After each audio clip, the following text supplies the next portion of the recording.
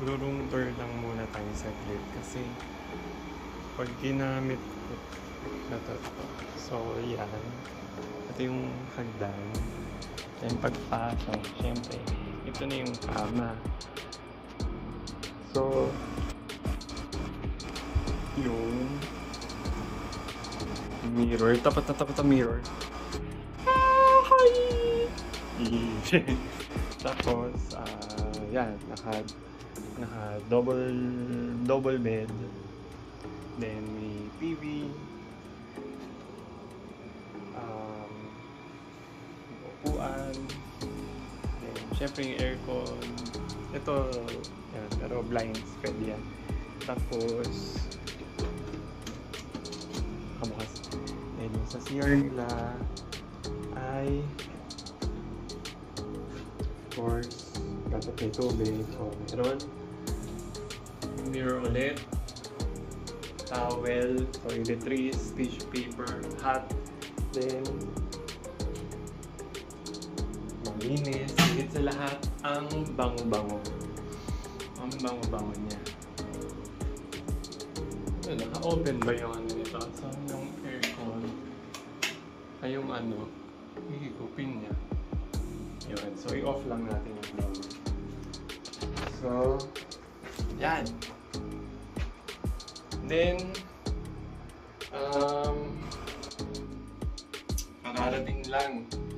kararating ko lang anong oras na.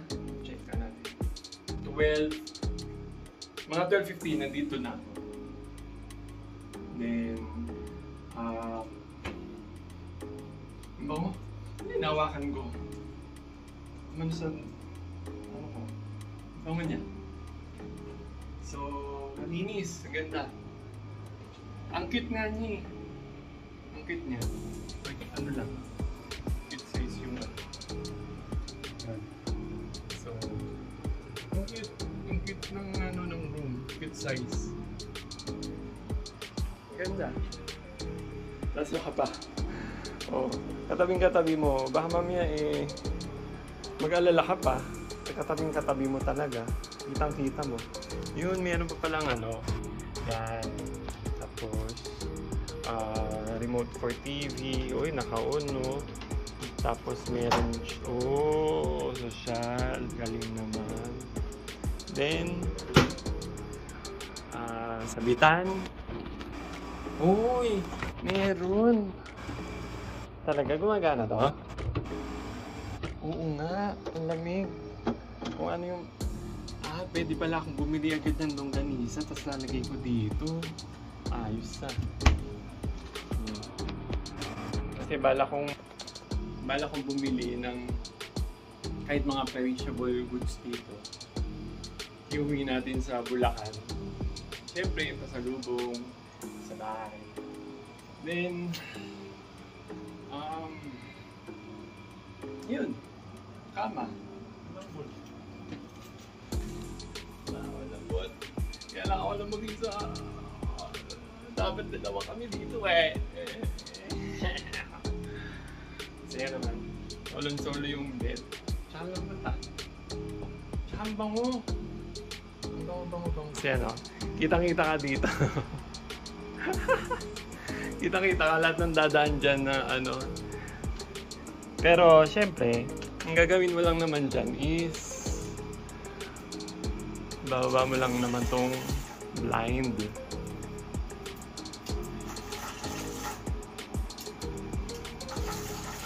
Quick tour lang to kasi yung camera ko, yung ito, low-bat, nasa yung action cam ko. Ito, low-bat. So, hindi ko pa siya na-charge. Yan. So, ganito yung lang natin. Kasi hindi na tayo makita sa loob. Tapos try natin sa labas. Baka mamaya kita pa pala tayo. Yaw. So, tingnan nga natin. Parang ayoko na nga lumabas ha. Uy, kita. Kita ba? Hindi. Cool. Parang magsisilipin lang, pero okay na. Hindi ko lang pakita. So, ayan o, another. Ayan yung name o, Cebu Backpackers Suites 204. Diba? Sweet talaga.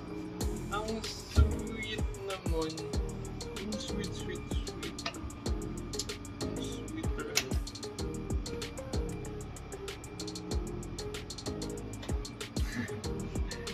So, ano to? Okay. Isa. Ang dami namang pindutan. Yan. Okay. Magkano pala magka-connect yung ito, tsaka yun. Tapos yung isa, tsaka yung isa. Yeah. So, meron pala silang rules dito. Ang rules nila, you may choose two options. Mag-deposit ng 1,500 or mag-iwan ka ng valid ID mo. So ako, pinili ko na lang na mag-iwan ng valid ID kasi iniisip ko wala naman yata akong paggagamitan ng ID except kung may binili ako or may bibilin ako sa isang shopping mall tapos gamit ang credit card ko, makahanapan ako ng ID. So wala akong hawak na iba kasi hindi ko naman dinala yung passport ko, dinala ko lang yung driver's license ko. So yun lang yung magiging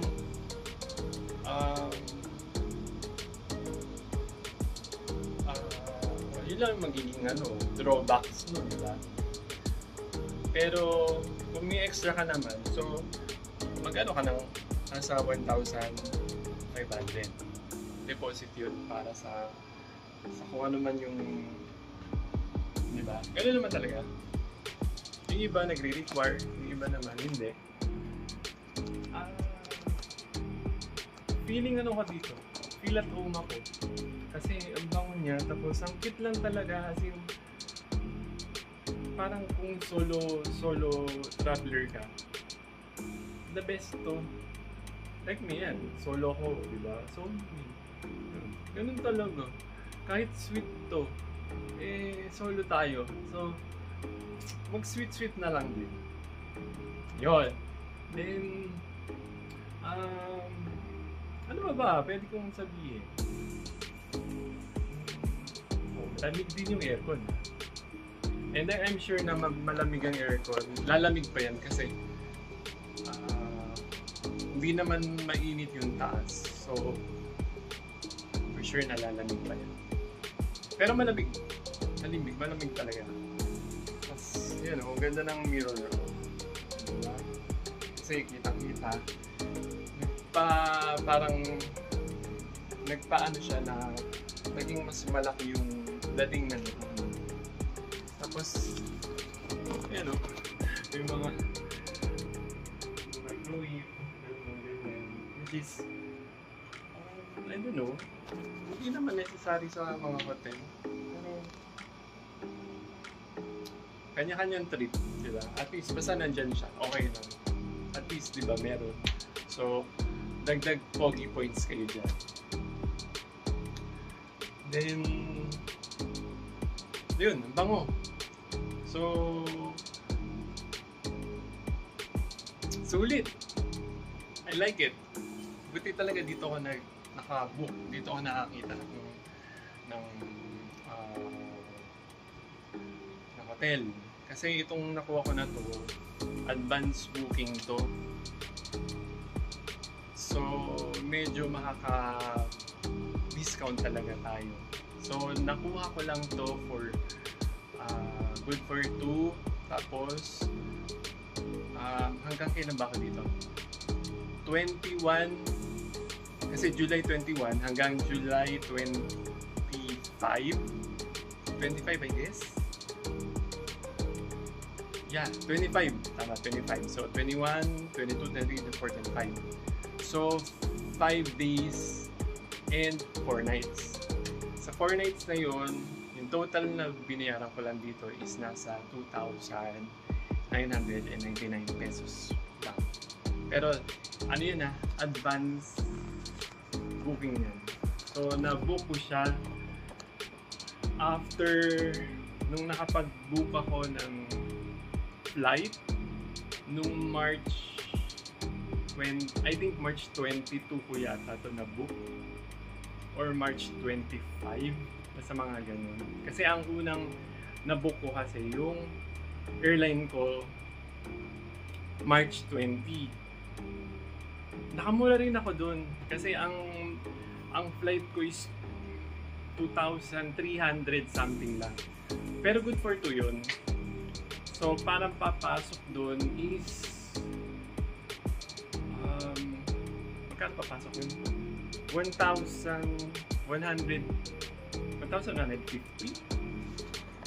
Kasi basta nasa 2,400 pero 2,300 something lang. So mura yung nabukon flight nun. Pero dapat kasi ano kasi yan, kwento kasi yan, medyo late na ako nakapag-book. March 20 na siya yung sa Cebu Pacific. Dapat month of June yun na naibubuk na hinahanap ko. Kaya lang kasi wala na ako nakitang sa June na yun na medyo mura. So nasa 4,000 something na siya. So sabi ko July is fine kasi sabi ko hindi naman siguro big deal. Basta meron at least. So, kaya naging July 21 yung flight ko. Kasi mura kasi talaga siya. Na good for 2 na yun. 2,350 lang yata talaga something. So, pumapatak lang talaga ng nasa 1,100 something lang. Yung per person, yung sa nabukong flight. Pero yun nga kanina nangyari, medyo nagkaroon ng delay. So na-delay talaga. Hindi lang naman yung ano namin, yung flight namin, pati yung mga naunang flight namin at yung mga kasunod naming flight, mga na-delay din. Kasi ang lakas ng ulan. Diba, nag-uulan talaga sa atin. Doon nga lang sa Bulacan, bumabaha na. Tapos yun sa NLEX, di ba bumaha doon sa NLEX ng Valenzuela. Lagi naman doon bumabaha Part of Mikawayan, Marilao, Bukawi, Balagtas, yan. Nagsibahaan talaga yan. So, pero alam mo dito, paglapag talaga ng eroplano, tuyong-tuyo, medyo mainit nga Gulat ako, sabi ko parang init. Ayun. So sabi ko, wow, ang ganda ng weather dito. Tapos di ba, nabalitaan nga natin na bang-baha dito. Talaga naman daw bumaha, sobrang bumaha. Pero okay na siya. Lalo na yung dito sa area na to. Kasi yung area na to, malapit lang to sa Colon Street. So, yung Colon Street talaga yan. Yung downtown na Cebu, yan talaga yung na binaha nung July 16 yata daw yun na, di ba, nabalitaan hanggang Manila, nabalitaan to so ngayon wala, malinis, maayos. Tsaka first impression ko sa Cebu yun, ganda, linis. Tsaka dahil siguro ating gabi na kasi sobrang walang traffic, I'm sure na traffic yan pagka daytime. So yun, so tinur ko muna kayo dito sa room natin. Sabihin na natin 3,000. So 3,000 yung room natin na to, good for 2. Pero yun nga, solo lang ako kasi ngayon. Then 4 nights na siya. So papatak lang siya ng nasa 750. Nag-over 10-14 to 128. 10-14 to 128. Hindi. Magkano ba? Kasi 4 nights sa 3,000 pesos. 3,000 sa 4 nights, 4,800 was similarly 428. Tama. Basta 700 plus. Diba? Per night. Tapos ang ganda, diba? So, sobrang sulit. Basta mag-ano lang kayo, yung advance booking lang kayo, tapos kung meron pa kayo makukuha mga promo or discount vouchers, mas lalo siguro magmumura to yung nakuha ko na to. Pero for me, ano na to, murang-mura na to, lalo na dalawa kayo. Tapos, ang cute lang. Basta importante kasya eh. O talagang kasya kasi dalawa eh, pang-dalawahan. Diba? Ang cute lang talaga. Ang cute niya. Hindi mo talaga kailangan na, kung solo ko or dalawa lang kayo, hindi mo kailangan na malaki yung room para at least nakakatipid, diba? So, in a budget, ako, gusto ko talaga, budget talaga lahat. Yan, para, syempre, sayang ang pera kung hindi naman natin, minsan kasi yung mga hotel, hindi naman talaga kailangan na masyadong mahal. Kasi nga, binabayaran mo yung bawat kung anong meron dun eh, sa amenities ng hotel. So, katulad nito, yun lang. So, makakita ka, may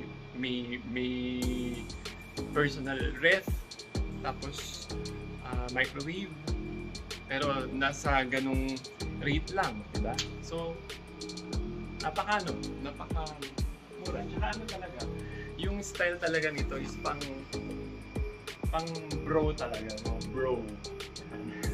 Pang bro, yung kulay. Tapos, di ba yan? Kita mo, yung headboard niya, kulay brown. Tapos may ganito kasi, di ba, mga backpacks. So, ito yung ano nila, yung style nila. Yan. So, ganda. Nakakaano talaga. Lalaking-lalaki yung dating. Tsaka, mga pang-bro nga talaga yung kulay brown or green. Di ba? Ang ganda. Tapos ang cute. Yun nga. Yung... Oh. Diba? Ganda ng tiles. Diba? Oh, malit na yan. Malit na yan. Oh, flat. Medyo flat na. Ano na nga ito eh. Luwag-luwag na nga sa akin ito eh. Maluwag na. Yung ano na to, pants na to. Diba? Flower. Cute ang flower. Oh. Pero, ano yun? Bango-bango. Basta mabango yung ano. Diba? So, yun. Tsaka malinis talaga. So, yun lang. Ano pa sasabihin ko? Oh, ito nga. Oo, maluwag na to. Luwag na.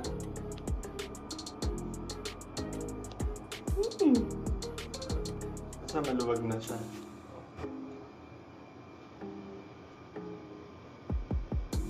Laki ng luwag. Siyempre! So, yun. So, wala na. Ang na-itsura ng likod. Dilikod pa rin. Diba? Pwede. Okay na. Wala tayong ano ngayon. Bukas na lang ulit. Gagamitin ko yung magandang camera para pang room tour dito. So, go-wash na muna ako kasi sobrang tagal ng biyahe ko. So, sobrang oily na ako. Tsaka, kailangan mag-freshen up. Kailangan na talagang magpahinga din dahil midnight na. Tapos, gigising pa kasi tayo ng maaga bukas para makapag-ikot-ikot na tayo. So, yun. Good night. Good night. Good night. So, see you na lang. Mamaya. Or tomorrow. Or mamaya. O, mamaya na nga yun eh. Pero paano mo feeling mo bukas na yun? Thank you sa inyo. Meron pala silang ganito. Yan, guest kit. Usually yan, mga ano yan eh.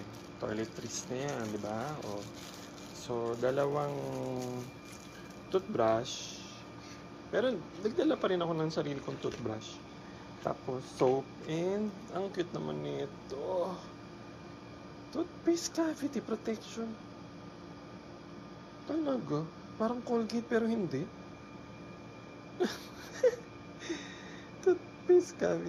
Mukhang Colgate pero hindi. No, meron silang ganito. Oh, ito pa pala. Shampoo with conditioner. Diba? Pero bakit ganun? Kung konti lang yung shampoo. Dalawang toothbrush pero isa lang ang shampoo. Ba't ganun? Tsaka malit lang yung soap. Well, anyway, yun lang naman.